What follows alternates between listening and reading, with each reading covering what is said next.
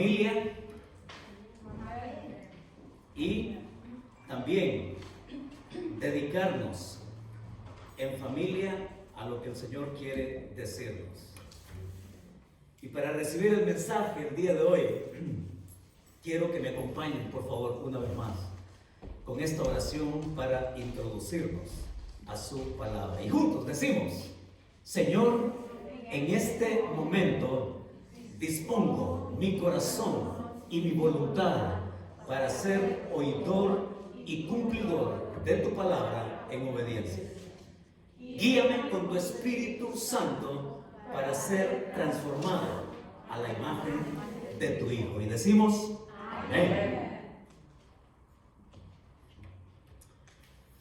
Pues, tal cual están las cosas, no es raro que la gente empuñe sus manos y sacuda sus manos así, en medio de sus tragedias, en medio de sus sufrimientos, queriendo buscar un culpable. Y cuando la gente no encuentra un culpable cercano, entonces ese puño lo alza y a quien le echa la culpa de lo que le está sucediendo es a Dios. ¿Se ha encontrado con gente así? Pues eso fue precisamente, oigan, lo que el senador Chambers en el 2007, este senador de allá del estado de Nebraska, él hizo precisamente eso, en demandar a Dios por causar muerte y horror incalculables, en forma de inundaciones temibles, huracanes horrendos, tornados aterradores.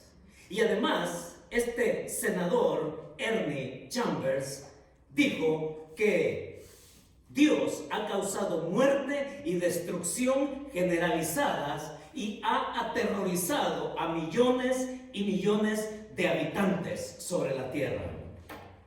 Este Chambers, quien tiene un historial anticristiano, él no tiene ningún interés creado en su demanda contra el Todopoderoso. Porque, al fin y al cabo, estamos en Estados Unidos. Aquí cualquiera demanda por cualquier cosa a cualquiera, ¿no es cierto? Pero sin embargo, el caso realmente nos plantea preguntas más serias de lo que nosotros pensamos. Nos plantea preguntas que nosotros necesitamos responder. Ante esto que llamamos crisis o llamamos caos, necesitamos respondernos en medio de nuestros sufrimientos y caos y crisis. ¿Quién es Dios? ¿Y cómo actúa Dios? Y necesitamos respondernos también quién es el hombre y cómo actúa el hombre. Ahora, ¿es Dios realmente el culpable de la pobreza? ¿Es Dios el culpable de los desastres naturales? ¿Es Dios el culpable de las guerras? ¿Es Dios que le dice a un país que se vaya en guerra con otro país? Pero para este senador, Ernie Chambers, para él parece que sí. Porque para él los hechos le son claros. Él dice que porque hay sufrimiento en todas partes y porque se supone que Dios está en todas partes y porque no logra hacer nada ni controlarlo bien, entonces el causante y único culpable de todo esto es Dios. Así piensa él y así piensa mucha gente. Mis hermanos, en cada situación que nosotros podamos llamar caos o podamos llamar conflicto, y que podamos tener sufrimiento en ello, siempre el caos y siempre la crisis va a tener dos lados. Y es necesario que nosotros entendamos esto a cabalidad de una vez y por todas. Su crisis personal en este momento, cualquiera que sea, le invito a todos por igual que nos veamos en los eventos de crisis, que siempre una crisis y siempre el caos va a tener dos lados. El primero es lo que sucede, lo que pasa.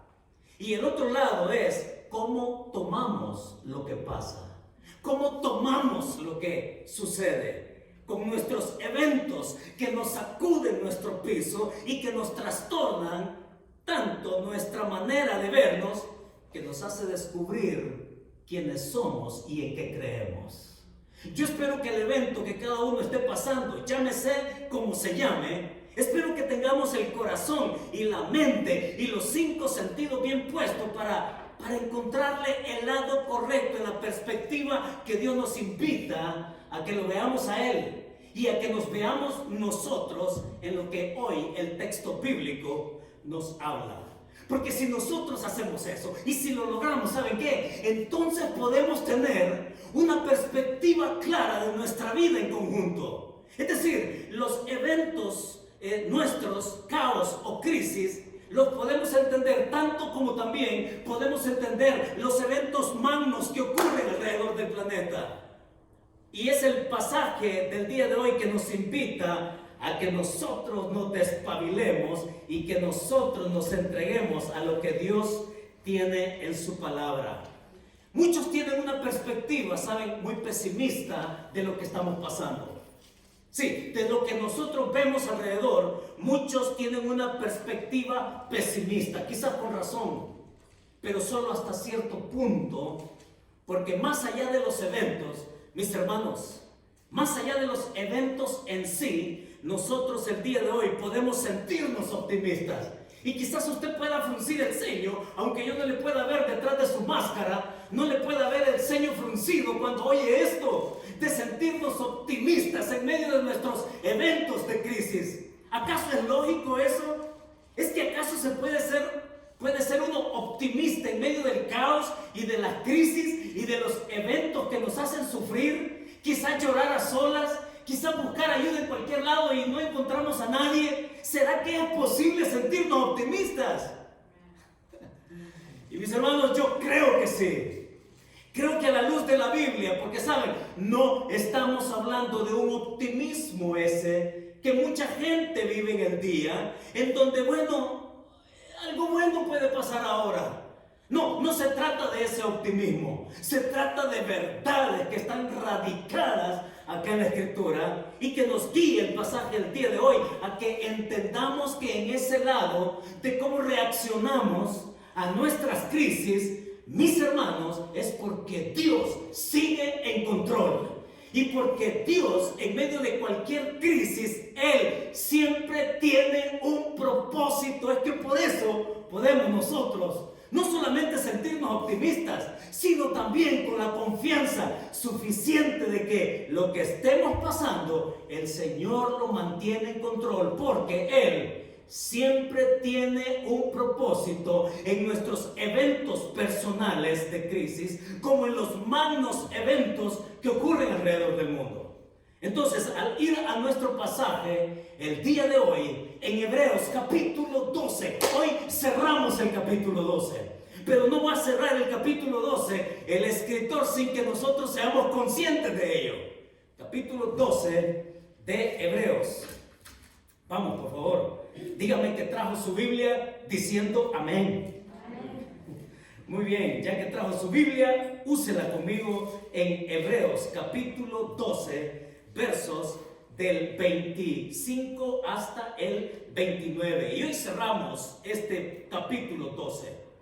Pero para seguir el flujo del contexto, para ver dónde es que nosotros estamos parados, ya a la luz de lo que vimos el domingo anterior, y que el pasaje nos habló del Dios grande y poderoso que se manifestó en el Sinaí, el Dios que se reveló de una manera tal que nadie nunca antes lo había visto, y que Dios trata con un pueblo de Israel, habiéndolo sacado de Egipto, un pueblo que vivió bajo la promesa de un Dios rescatador, pero que ahora, salidos de Egipto, ellos iban a ser un pueblo en formación.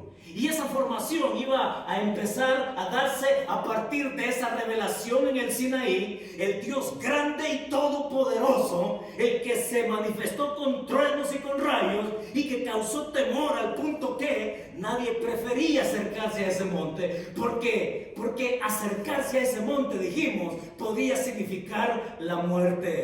Porque Dios es tan perfecto y tan santo que por eso Él da su ley perfecta y santa. Y a partir de ahí, Él regula cómo va a ser la relación suya con el pueblo escogido.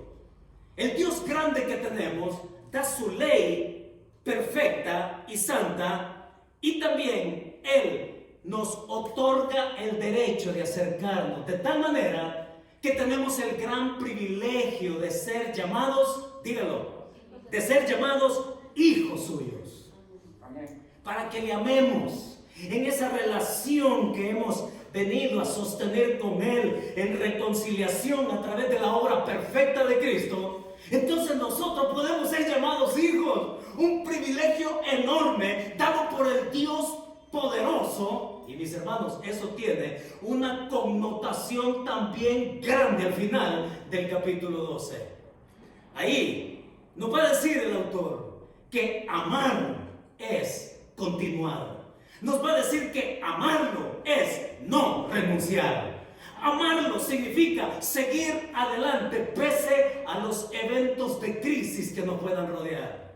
Así que con eso en mente y en el corazón, vayamos ahí a lo que el lector les quiere hacer ver a ellos. Y por eso es que el título que yo le di a este mensaje es este: de los derechos a las responsabilidades. Porque no solamente se trata de ser hijo, no solamente se trata de venir a una relación, de conocer a Cristo, de ser salvo y de tener la eternidad asegurada. Sí, se trata de derechos de hijo, pero también el escritor va a decir que se trata de responsabilidades. Así que yo espero que usted le diga amén también a las responsabilidades que el autor aquí nos propone. Capítulo 12, versos del 25 al 27, encontramos el primer principio que Él nos ofrece. ¿Lo tiene a la vista? Capítulo 12, verso 25 al 27 dice así: mirad que no desechéis al que habla, porque si no escaparon aquellos que desecharon al que los amonestaba en la tierra, mucho menos nosotros, si desecharemos al que amonesta desde los cielos, la voz del cual conmovió entonces la tierra, pero ahora ha prometido diciendo: aún una vez, y conmoveré no solamente la tierra, sino también el cielo. Y esta frase, aún una vez, indica la remoción de las cosas movibles como cosas hechas para que queden las inconmovibles.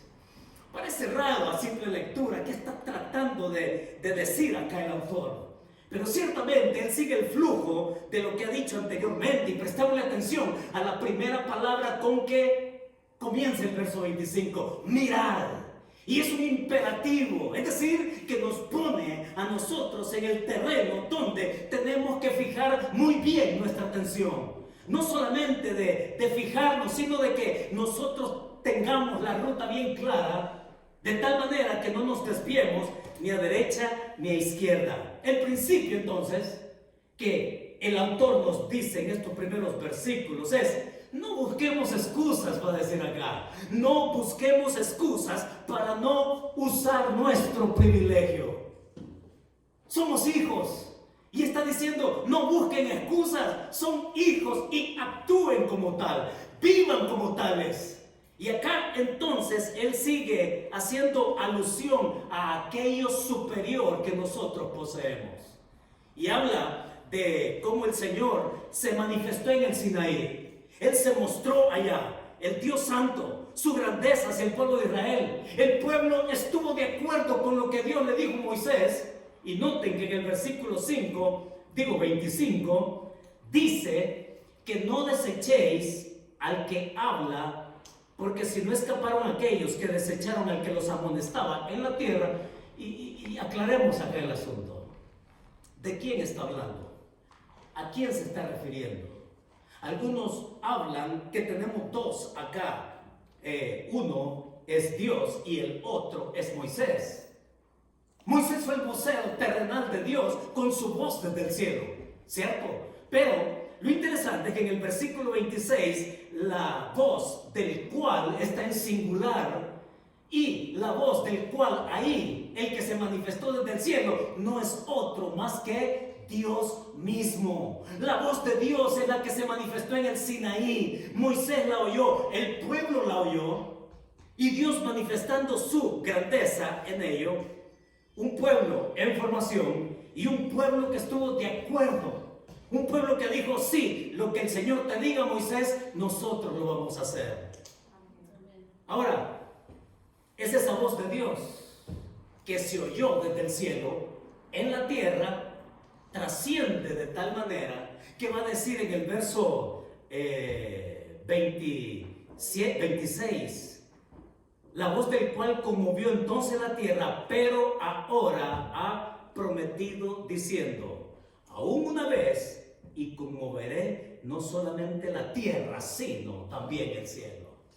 Mire, es Dios que sí le habló a su pueblo escogido, les mostró su voluntad escrita, pero es que Dios estaba para más que solamente revelarse a un pueblo. Dios estaba para revelarse al mundo, a la humanidad, a través de Jesucristo.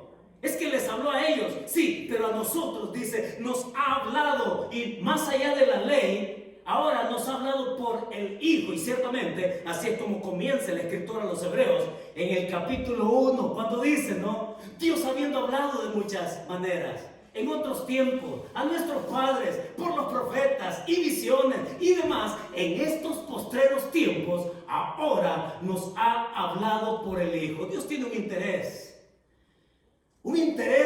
que lo ha convertido en su obstinado interés diario por buscar al hombre. Y la manera en que Dios lo ha hecho es enviando a su Hijo, la voz suprema de Dios, el Logos de Dios, la palabra de Dios. Es Jesucristo quien no solamente viene a hablarle a un pueblo, le viene a hablar al mundo. Y es en Cristo donde se expresa la suprema voz de Dios en esta tierra. Mis hermanos, esto es tremendo porque si nosotros entendemos esto aquí, entonces podemos entender lo otro que se nos va a decir después. Dios habló allá a la tierra en el monte Sinaí a un solo pueblo, pero Dios le ha hablado a este mundo desde el cielo, enviando a su Hijo, naciendo, siendo Dios hombre, y a través de Él nosotros poder venir a reconciliarnos con Él también. Así es que estamos hablando de voz, de la voz final. Es que no esperamos otra. No esperamos incluso ningún otro ritualismo que nos quiera persuadir que es la manera con que Dios quiere tratar con nosotros. Mis hermanos, tengámoslo claro. No se trata de ritualismos, se trata de relación. Así que no vale miércoles de ceniza. Miren, cuando yo he estado siguiendo las noticias y oigo, ¿qué significa eso? Yo de niño crecí católico y no estoy para criticar a nadie. Hablo de mi propia experiencia porque siempre me pregunté de niño, ¿y eso qué significa? Que te pongan una cruz o que te pongan ceniza ahora en la cabeza. Y cuando oigo lo que la gente opina, escuché tan diversas opiniones al respecto. Y lo que escuché fue que eso significa el que la persona entre en modo de piedad, que entre en época de cuaresma, y que entonces como que si Dios funcionara solo por temporadas, ¿no? Y que como es temporada de cuaresma, entonces todos pongámonos en modalidad de cuaresma. Y eso significa, en la diversidad de las opiniones, es que no tienes que comer esto, no tienes que comer lo otro, tienes que comportarte de esta manera y que tienes que ir a tal lugar, etcétera, etcétera. Y Dios nos dice en su palabra, yo les he hablado desde el cielo, les he dado a mi Hijo. Y teniendo algo tan superior, ¿por qué tienen que recurrir a algo tan inferior? Tiene lógica, ¿no es cierto? Tiene sentido el que nosotros, habiendo conocido a Jesucristo y que podemos tener una relación con Él a través de la fe, no necesito de ningún ritual que me persuada a que yo entre en una modalidad de relación, y mucho menos si se trata de temporada. Fijar el corazón, dice acá, mirad y no desechéis esa voz que se oyó desde el cielo. Y esa voz que se oyó desde el cielo, pues resulta que da algo. Porque en el versículo 25, 26 y 27 habla de un reino. Habla de algo inconmovible, algo que no se acaba, que no se marchita, que no se pudre. Es un reino inconmovible. Está, hermanos, hablando de lo que vimos el domingo anterior. Está hablando del monte de Sión. Está hablando de la Jerusalén celestial. Está hablando de la ciudad donde Dios habita. Está hablando de la presencia y gloria misma de Dios, a la cual nosotros, desde el instante que conocemos a Cristo, pertenecemos a Él. Esto es lindo porque, mis hermanos, esto sí que da identidad. Por ahí mucha gente sigue buscando su identidad. Y miren, mucha gente piensa que la identidad la va a tener por sus diplomas y por sus títulos y por el nombramiento que tiene. Y que le llaman, ve y busca la identidad que tú añoras. Es que la identidad no es por lo que hacemos. La identidad ni siquiera es por lo que yo digo. La identidad que yo tengo y que tenemos es por lo que Dios dice. Y que ustedes son hijos y nos ha llamado primogénitos. Y con ese derecho de primogénito, entonces tú tienes derecho a la herencia que yo tengo para ti. Y la herencia que yo tengo para ti, está diciendo el escritor, se llama un reino inconmovible. Dios mío, hermanos, eso sí que de veras nos tiene que parar los pelos a todos. Es un reino que no se acaba y que nos hace entonces estar a la vista. No busquemos excusas, está diciendo entonces el escritor, para no usar tu privilegio de hijo.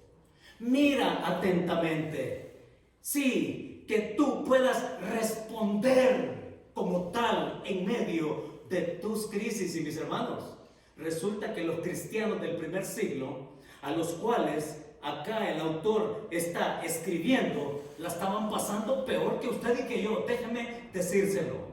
Porque aquí no se trata de disminución de horas de trabajo. Aquí no se trata de que está padeciendo algo temporal. No, aquí se trata de persecución por tu fe, al punto que puede llegar al extremo de la muerte, de ser pasado a filo de espada, de entonces poner allí, en medio de esa realidad, a dónde es que tú has puesto tu confianza. Ahora, el punto al cual quiere llegar el autor está en los versos 28 y 29. Y es a eso, porque ya de ser hijos, de ser primogénitos, de ser herederos, ya eso lo viene diciendo anteriormente. Ahora mire lo que dice el versículo 28 y 29. Así que, recibiendo nosotros un reino inconmovible, tengamos gratitud y mediante ella sirvamos a Dios, agradándole con temor y reverencia, porque nuestro Dios es fuego consumidor. No solamente busquemos excusas para no usar el privilegio de ser hijos. Ahora nos va a decir, dispongámonos, ahí en el verso 28 al 29, dispongamos nuestra voluntad para rendirnos en servicio a Dios. Y me llama la atención la palabra servicio acá, en este principio, porque mis hermanos, no se trata de lo que usted puede hacer en beneficio de otros, sino lo que cada uno puede hacer para su propio beneficio. Esa es la diferencia cuando habla de servicio en esta ocasión, en el pasaje, en el contexto. Dispongamos nuestra voluntad a rendirnos en servicio a Dios. Por eso es que la palabra que afecta a todo el pasaje es esta que está en el versículo 25 que hemos visto: mirad, mirad. Así que recibiendo, se trata de recibir. Y el Y la palabra aquí, recibir, mis hermanos, por un lado, fíjese, por un lado es algo que usted no puede hacer para ganar. Es algo que ninguno puede hacer para merecer. Usted lo recibe y lo que recibe es por gracia. Y lo que tenemos no es por cuánto yo pueda hacer, sino por cuánto ya Cristo hizo. Y en su gracia Él me concede lo que el autor acá nos está diciendo. Recibiendo entonces un reino inconmovible, dice. La palabra recibir en el tiempo en que está el verbo acá tiene que ver con que yo ya lo tengo. Esta es la idea. Yo ya lo tengo, pero me encamino a recibirlo. O sea, en otras palabras, es tan seguro, es tan garantizado que lo único que me toca hacer es conducirme en esa dirección para ir y tomarlo de manera plena. Ya es mío, ya es suyo, ya lo tenemos. Entonces lo que corresponde es ir a por ello, sin ganarlo, sin merecerlo, obtenido ya y en proceso de consumarse. Eso se llama redención completa de la que Cristo ganó por nosotros. Ahora decíamos, ¿no?, que de los derechos pasamos a las responsabilidades. Y en el verso nos va a decir, si nosotros queremos ser prácticos de cómo yo puedo servir con el beneficio hacia mí mismo, porque ese es el contexto del pasaje, no es lo que yo puedo hacer por otros, es lo que yo puedo hacer para que mi vida se mantenga en la dirección correcta hacia ir y tomar lo que me corresponde en gracia de Dios. Y dice ahí, en el verso 28, un reino inconmovible, tengamos, y lo primero, mire qué simple, gratitud. Y voy a hablar por mí mismo. Y creo que lo que yo le voy a decir puede que refleje algo de usted también. Pero muchas veces lo que me ha faltado a mí ha sido gratitud. Y cuando nos volvemos desagradecidos, créanme, hermano, vamos a sentirnos insatisfechos. Más aún cuando estamos pasando crisis, ¿no es cierto? Cuando pasamos penas y cuando pasamos sufrimiento, nosotros hasta podríamos tener la justificación perfecta de decir, no tengo por qué estar agradecido si la estoy pasando mal. Pero nos pone en un terreno tan práctico que lo que me dice a mí el pasaje es, Héctor, sea agradecido. Mis hermanos, y para ser agradecidos, necesitamos estar oyendo la voz de Dios desde el cielo. Y esa voz de Dios desde el cielo, miren, ya no esperemos que truene una montaña, ya no esperemos que se rompa una montaña. Ahora esa voz del cielo nos ha sido dada y esa voz del cielo está consignada aquí en la palabra de Dios, porque la escritura de quien nos habla es del Hijo de Dios. Todo el tema de la escritura es Jesucristo y la redención del hombre. De pasta a pasta nosotros podemos conocer a ese Cristo que nos salvó y que en su gracia nos ofrece todo lo que nosotros necesitamos. Y digo, todo lo que necesitamos, no lo que encaprichadamente muchas veces le queremos exigir. Mis hermanos, gratitud. Ahora yo le quiero ser bien sincero. ¿Sabe qué ha encontrado el Señor en mí? En vez de gratitud muchas veces, espinas. En vez de ser agradecido, lo que me han salido han sido espinas de inconformidad. ¿Y por qué solo esto? ¿Cómo que si yo mereciera más? ¿Y por qué solo esto? ¿Cómo que si no mereciera una cosa mejor? Es que las crisis, mis hermanos, por eso la perspectiva de uno de los lados es cómo yo tomo aquello que sucede. O el Señor nos trae a gratitud y nos dice, Señor, gracias por tu provisión. Por poco que parezca, pero cuando nosotros nos entregamos en gratitud, créanme, ese es fruto del Espíritu Santo también. Y habla de ser agradecidos, tengamos gratitud. Y mediante ella dice, sirvamos. Es que si no tenemos gratitud, espérese, se lo digo, se lo anticipo. Oiga, si quiere se lo profetizo también, no soy muy dado a eso. Pero porque conozco mi condición humana, le puedo asegurar que si no tenemos gratitud, prepárese. Prepárese porque lo que viene entonces, además de la inconformidad, es la amargura. En vez de la gratitud, lo que vamos a encontrar es a la insatisfacción de por qué Dios no me dio esto o por qué no me dio esto otro. Queja. Y hasta quizás se nos pueda ocurrir demandar a Dios. Al fin y al cabo, aquí se demanda cualquiera por cualquier cosa. ¿No es cierto? No solamente muestra tu gratitud, dice. También, esto sí se lo quiero decir.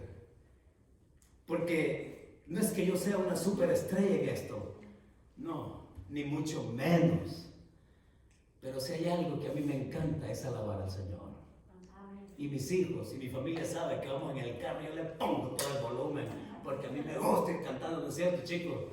Ahora, fíjense, ¿a qué me estoy refiriendo? También ríndale alabanza al Señor. Usted quiere pasar un día de victoria, un día bendecido, pues llene su casa de alabanza.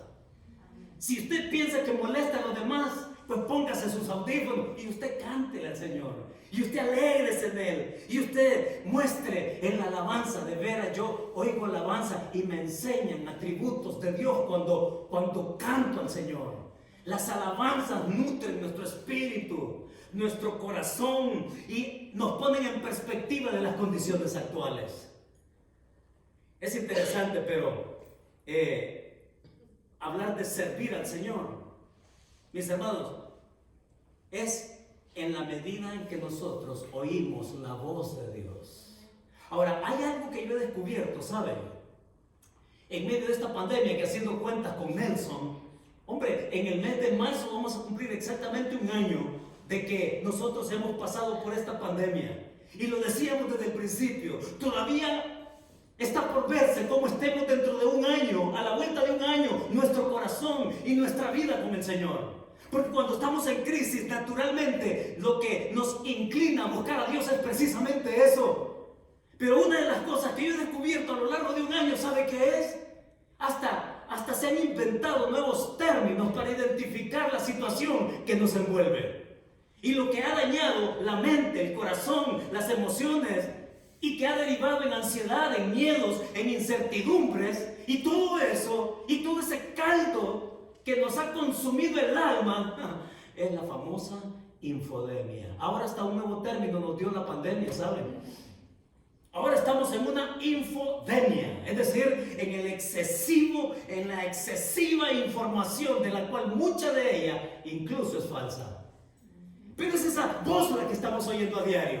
Es que estamos al tanto del virus. Es que estamos viendo si sale o no sale la vacuna. Y estamos pendientes de la fecha y que cuándo me puede tocar. Y vivimos imbuidos en tanta infodemia que hasta yo me metí a proponer un término por ahí. Es que vivimos infoxicados, ciertamente. Vivimos infoxicados oyendo de todo y de todos. Y se nos olvida oír a Dios. Y se nos olvida oír al Dios eterno en su palabra eterna, que en medio de las crisis Él nos da garantía, Él nos da certeza. Y entonces Él nos da el espaldarazo en nuestra espalda para que vayamos adelante. Gratitud, alabanza, servirle a Él. Pablo lo dijo a su manera también en Romanos, allá capítulo 12. Usted lo ha oído de sobra. Así que, hermanos, dice Pablo, os ruego por las misericordias de Dios que presentéis vuestros cuerpos en sacrificio vivo, santo, agradable a Dios. Y ese es el culto racional nuestro para Él. Con gratitud, con devoción, con alabanza y, mis hermanos, de esa manera, día a día ir a ese reino inconmovible que nos espera como posesión nuestra y herencia nuestra caminando en medio de nuestras crisis. Ahora yo le pregunto, ¿cuál es su crisis en este momento?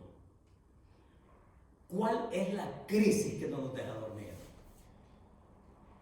¿Qué es lo que nos roba el gozo y el descanso? Miren, podemos estar horizontales físicamente, pero la mente está todo vapor ahí, preocupado y bueno, ni podemos conciliar el sueño. ¿Cuál es la crisis que hoy por hoy nos mantiene así, alertas?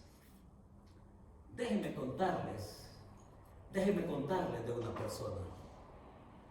Porque muchas veces nosotros perdemos realmente el espíritu de lo que la palabra nos dice con respecto a quién es Dios en las crisis y cómo le podemos responder a Él. Déjenme hablarle de esta chica que ustedes ven al frente.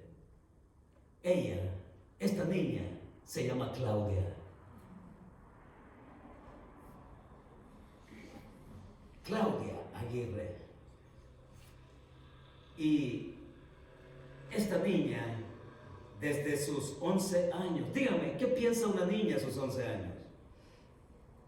Piensa en lo que quiere ser, ve su futuro y ve su horizonte abierto de par en par, ¿no? Y esta niña, junto con sus hermanos, eran muy dados a los deportes, ellos con muchas habilidades intelectuales, deportivas, pero esta niña, en ese 8 de febrero de 1990, participando en su colegio y haciendo clavados, en uno de esos clavados ella se rompió las cervicales. Y a partir de ahí, mis hermanos, ese accidente que le rompe las cervicales, ella sufre parálisis desde el cuello hasta los pies. Después de la operación hecha por emergencia, ella pasó 2 meses en cuidados intensivos. Pasó así, entubada. Y pasó también ahí con un coma inducido. Y por si fuera poco, mis hermanos, con un diagnóstico muy, pero muy reservado. Que cuando llegan los padres y cuando oyen lo que el doctor les dice, oigan, es lo que todo padre no quiere oír. Y el neurocirujano viene y les dice, su hija no va a volver a caminar nunca. Y no va a volver a hacer las cosas que hacía normalmente. Así que ahí estaba, con respirador artificial. Y ese instante, ¿no es cierto? Es ese instante en que a todos podemos decir que se nos derrumbó el mundo por completo. Eso que le puede pasar a un padre al escuchar semejante noticia, o que nos puede pasar a nosotros y hacernos un sinnúmero de preguntas sin responder. Y lo peor es que el tiempo puede transcurrir y teniendo las mismas preguntas sin encontrar respuestas. Pues esta chica, en medio de todo eso, oiga, de su frustración, de sus miedos, de sus inseguridades, también tenía otros conflictos espirituales. Y lo interesante es que le pasó lo que nos pasa a todos por igual cuando estamos en una crisis. Porque lo que menos vemos es el cuadro completo que Dios sí ve. Dios ve el cuadro completo y no solamente el evento que nos hace sufrir. Dios ve más allá porque el Señor está en control. Y Dios empezó a manifestar su plan perfecto en la vida de Claudia. Y Dios permitió que misioneros oyeran de su caso. Y fueron estos misioneros los que propiciaron de que ella fuera trasladada a un hospital acá en Estados Unidos. Y los 2 meses de cuidados intensivos en un hospital en El Salvador se convirtieron en 7 meses de rehabilitación dolorosa, prolongada. Y ella, ahí en el hospital al cual fue trasladada desde un avión ambulancia desde El Salvador al Children's Research Hospital allá en Richmond, en Virginia. Oigan, esta niña aprendió a usar su boca para comunicarse. Podía hablar, sí, pero era tal su falta de movimiento que le tuvieron que enseñar a usar sus labios.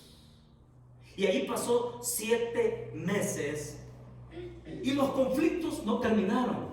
Porque, oigan, no faltaron aquellos que la visitaron y le dijeron: en el nombre de Jesús, te levantas ya. Y nunca se levantó.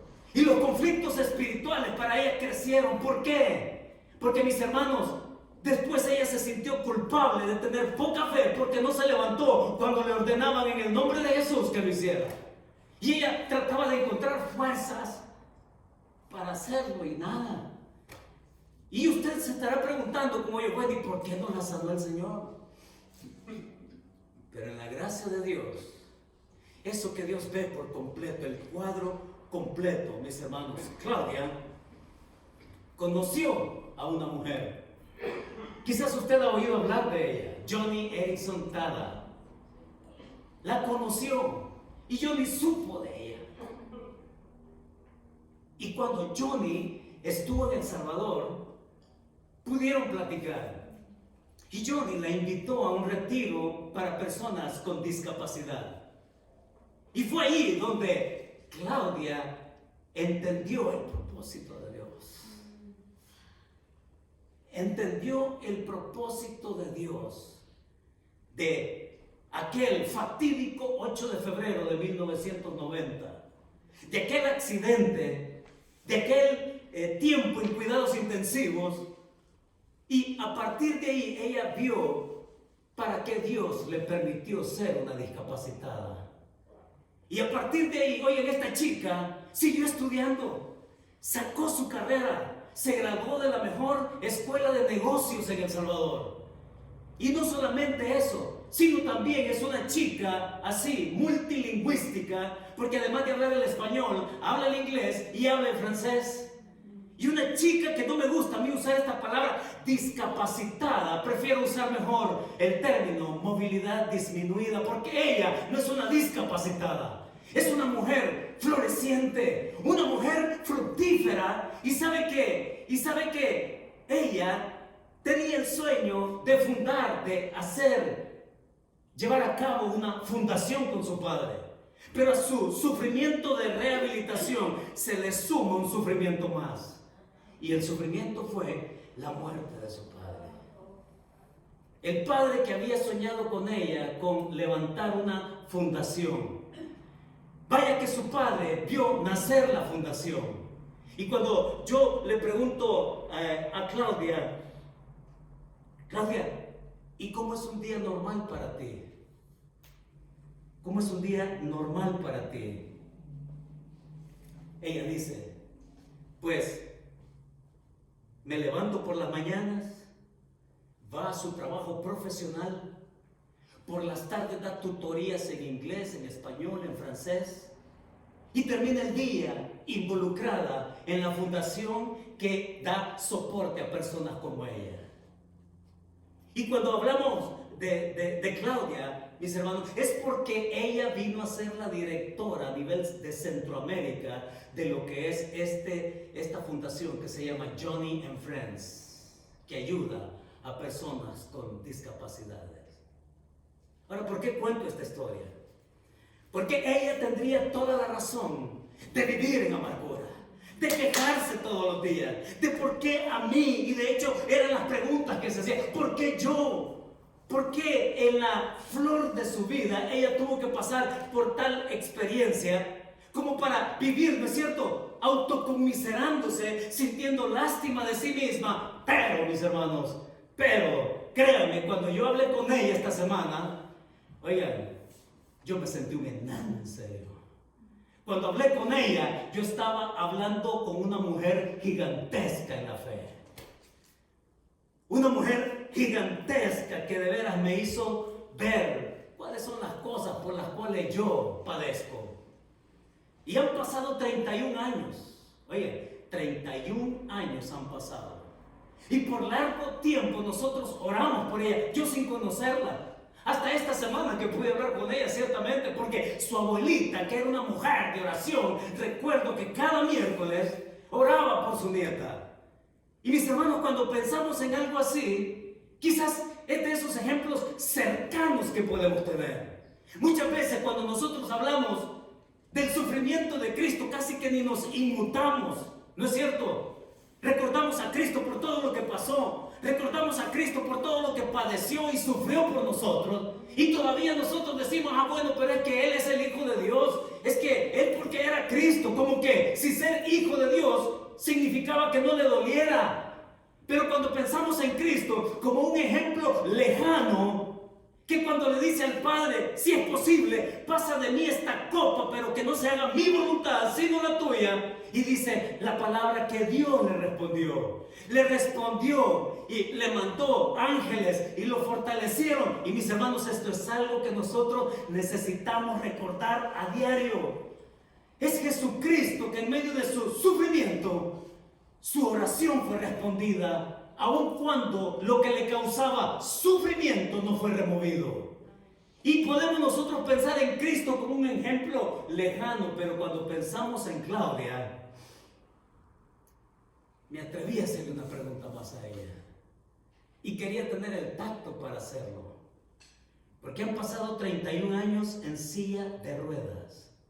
Y la pregunta que le hice fue esta: Claudia, ¿y cómo te ves tú ahora? Con eso de que toda mujer busca formar una familia, tener un hogar. Y esto me partió por dos. Y la respuesta de ella fue esta: oiga, lo más importante para mí es sentirme completa como mujer, siguiendo el propósito de Dios. Yo soy una mujer completa. Así fue. Y cuando veo a Claudia, oigan, esto que dice el pasaje, para que tengamos gratitud y mediante ella sirvamos a Dios, agradándole con temor y reverencia, es porque esta mujer sí sabe tener una devoción que es perseverante. Esta mujer, mis hermanos, tiene gratitud a Dios en medio de sus circunstancias, en medio de su sufrimiento. Esta mujer sí sabe entender el propósito de Dios. Y esta mujer tiene alabanza. Y cuando yo hablaba con ella, ¿saben? Realmente yo hasta llegué a pensar que no estaba hablando con alguien que estaba padeciendo una discapacidad. Tan alegre y tan llena de vida. Bueno, el discapacitado parecía yo, pues. Y cuando yo la veo a ella, al final me dice, cada día es un reto para mí. Imagínense, padecer cuadriplegia, depender de todos prácticamente. Y desde que yo me levanto, para mí, cada día es un reto. Y entonces yo le pregunto, ¿y usted cómo está con su crisis? Miren, cuando yo trato de encontrarme alguna crisis en mi vida, yo me digo, bueno, ¿y qué es esto comparado con 31 años de silla de ruedas, de sufrimiento, de dolor y de todo eso que acarrea el hacerse dependiente casi absolutamente de los demás? ¿Qué es eso? Y cuando veo a Claudia, créeme, no puedo más que sentirme agradecido con Dios por ella. Y sentirme agradecido porque, bueno, Dios no me ha hecho pasar por eso, pero nos hace pasar por eventos, mis hermanos, en donde los eventos van a seguir viniendo. Pero el secreto que nos habla el texto es cómo respondemos nosotros a ello. ¿Cuál es la perspectiva como hijos de Dios en medio de nuestras crisis y cualquier circunstancia? Es ahí donde nosotros necesitamos despertar y entregarnos a lo que el Señor quiere de cada uno. Ahora, termina el pasaje ahí diciendo, porque nuestro Dios es fuego consumidor. Y ahora lo que está diciendo, para cerrar, mis hermanos, que ese que ha sido juez, que un juez causa miedo, pero que este juez se alegra con aquellos que somos justificados por la fe, que se alegra con nosotros. Este juez también tiene algo que terminar en este mundo. Este juez va, hermanos, a tratar con este mundo incrédulo. Y este juez, como lo dice el Apocalipsis y otros pasajes, Pedro también lo menciona, este juez es fuego consumidor. Y aquel que no se prepare, y aquel que no viene a Cristo como su solución única, entonces lo que le espera es fuego consumidor. ¿Qué es entonces lo que el pasaje nos deja como enseñanza? La verdad que nos deja el pasaje es esto, hermanos. Mantengámonos diligentes en nuestra devoción a Dios sin diluir nuestro corazón de lo que es eterno. Mantengámonos diligentes. Mirad, allá está la ruta, y cualquiera sea el evento, la crisis que estemos pasando, Dios sigue estando en control.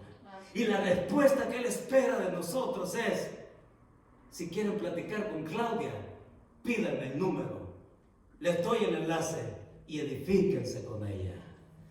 Pero sí es una mujer que me desafió a ser diligente en una vida piadosa, con frutos de gratitud, alabanza y servicio de lo que yo puedo hacer para crecer y seguir al Señor. Oramos, mis hermanos. Padre, muchas gracias, porque hay tantas cosas, Señor, que necesitamos que tú tomes. Necesitamos que tú tomes nuestro corazón, Señor. Que tú rompas nuestras espinas y que tú encuentres un corazón sensible para responderte a ti, Señor. Y yo oro para que cada uno de los que estamos acá,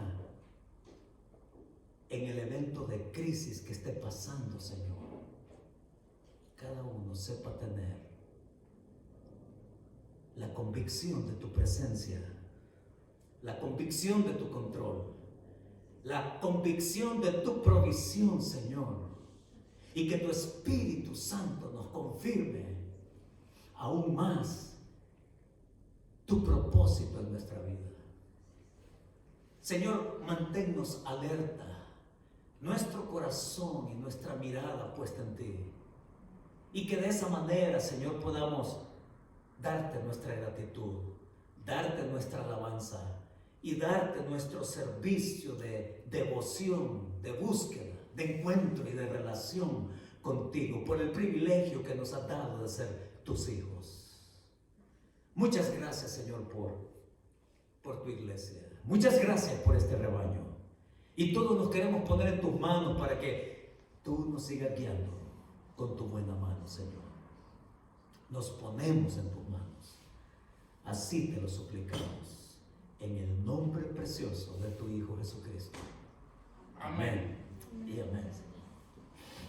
Mis hermanos, que Dios nos bendiga.